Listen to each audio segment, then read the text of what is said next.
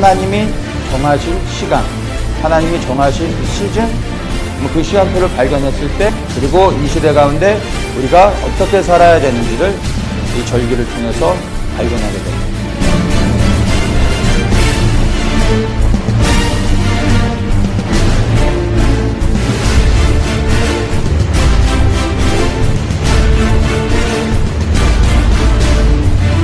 근데 그리스도인들이 이 안식의 의미를 놓쳐버렸어요. 우리는 그리스도 안에서 유대인의 절기를 회복할 때 부활의 생명을 가지고 시작하여서 이 날을 바라보면서 살아가야 됩니다.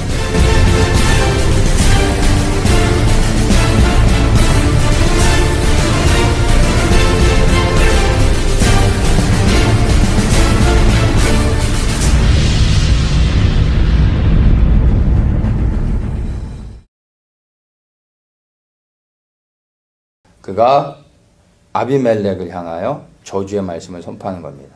만일 너희가 오늘날 여룻바알과 그 집을 대접한 것이 진실과 의로움이면, 너희들의 행위가 선한 것이라면 너희가 아비멜렉을 인하여 즐길 것이요 아비멜렉도 너희를 인하여 즐기려니와. 너희의 행위가 선한 것이었다면 너희가 복을 받을 것이다. 아비멜렉도 복이 되고 그를 세운 너희도 복이 될 것이다.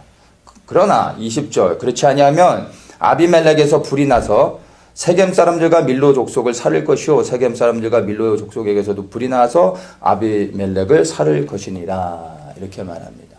56절에 이렇게 말합니다. 아비멜렉이 그 형제 70인을 죽여 자기 아비에게 행한 악을 하나님이 이같이 갚으셨고, 또 세겜 사람들의 모든 악을 하나님이 그들의 머리에 갚으셨으니 여룻바알의 아들 요담의 저주가 그들에게 응하니라. 이렇게 하면서 요담이 선포했던 저주가 성취되는 것으로 성경이 말씀을 마치면서 끝나게 되어집니다.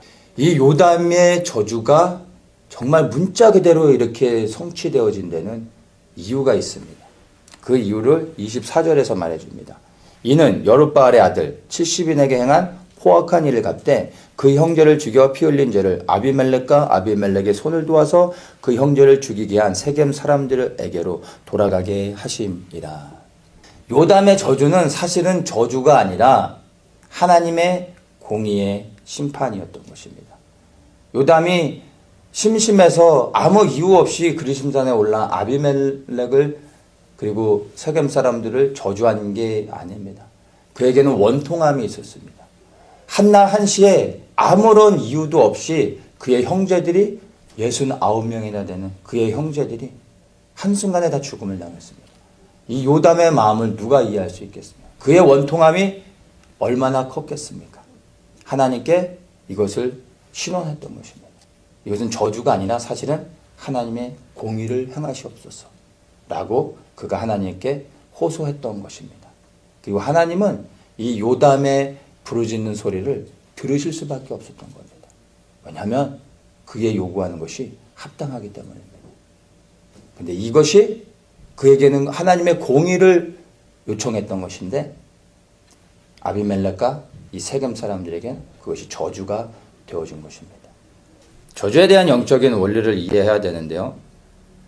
만약에 누군가가 우리에게 정말로 저주를 했다면 그냥 그 저주가 실제로 우리에게 임하는가를 우리가 곰곰이 생각해 봐야 됩니다. 임할 수도 있고 임하지 않을 수도 있습니다. 여기에는 이제 조건이 있습니다. 예를 들어서 말씀을 드린 것처럼 어떤 주설사가 어떤 사람에게 저주를 했는데 그 저주가 실제로 임할 수 있습니다. 근데 이것은 일반적으로 믿지 않는 사람들에게 적용되어지는 것입니다. 영적인 능력을 악한 자들이 사단을 통하여 악한 능력들을 갖고 그 능력들을 실제로 행사할 수 있습니다. 그래서 하나님께 속하지 않는 자, 즉 예수님을 주와 그리스도로 믿지 않는 자들에게 약한 영향력을 행사하고 이런 능력 있는 자들이 저주할 때 실제 그 사람에게 저주가 묶입니다. 일어날 수 있는 일입니다. 우리가 예수님을 정말로 마음 중심 가운데 주로 그리스도로 믿고 있다면 우리에게는 그러한 저주가 절대로 영향을 미치지 못하게 됩니다. 왜냐하면 우리는 하나님의 자녀이기 때문에 이미 우리는 그러한 모든 저주로부터 보호를 받게 되어집니다. 그런데 만약에 우리가 그러한 누군가가 우리가 예수를 믿는 그리스도인들인데 누군가가 우리를 저주하는 이야기를 들었을 때는 그것을 무시하는 것이 아니라 반드시 그 말들을 우리가 취소해야 됩니다. 하나님이 나를 보호하시니까 저런 건 나와 상관이 없어 라고 무시하는 것이 아니라 비난하는 말들, 판단하거나 또 이렇게 저주하는 내게 좋지 않은 이야기들을 했을 때 그 얘기를 내가 들었다면 그것들을 반드시 예수 그리스도의 이름으로 거부해야 됩니다. 예수의 이름으로 내가 나에게 한 그 저주의 말들을 내가 거부하노라 라고 말하면 되는 것입니다. 그리고 어린 양 보혈 피로 덮는 겁니다. 그런 것들을 들으면 반드시 그것들을 내가 취소시켜야 됩니다. 내가 죄를 지었으면요, 내가 아무리 예수 그리스도의 이름으로 저주를 끊어내고 그를 차단해도요 아무런 능력이 없습니다. 예수의 이름의 능력이 없어서가 아니라 내가 죄를 졌기 때문입니다. 그래서 이 저주를 끊어내기 위해서는 먼저 죄의 문제를 해결해야 됩니다. 죄를 고백하고 죄를 회개하고 예수 보혈의 피로 씻어내는 겁니다. 그 다음에 죄의 저주가 끊어질 수 있도록 기도하는 겁니다. 그러면 죄의 저주가 끊어지게 됩니다. 근데 여기서 우리가 분명히 기억해야 되는 게 죄의 저주와 그리고 죄의 열매, 죄의 대가는 구분해서 이해하셔야 됩니다. 우리가 죄를 지면 죄에 대한 대가를 치러야 됩니다. 우리는 예수님이 우리를 대신하여 죽으심으로 우리의 죄를 사해 주셨다고 믿죠. 그 죄의 사함은 죄의 대가를 사해 주신 게 아니라 하늘에 묶여 있는 것을 해결해 주신 겁니다. 그렇다면 또 한 가지가 남는데 우리가 인식하지 못하는 가운데 누군가가 내 뒤에서 알지 못하는 가운데 나를 저주한다면 그건 어떻게 돼야 됩니까? 그래서 우리가 수시로 그냥 날마다 그냥 죄의 저주를 혹시 누가 나에게 저주를 하지 않았을까 싶어서 죄의 저주를 끊어내고 날마다 이런 기도가 아니라 이런 것 때문에 우리가 날마다 예수 어린 양 보혈의 피를 우리에게 발라야 되는 겁니다.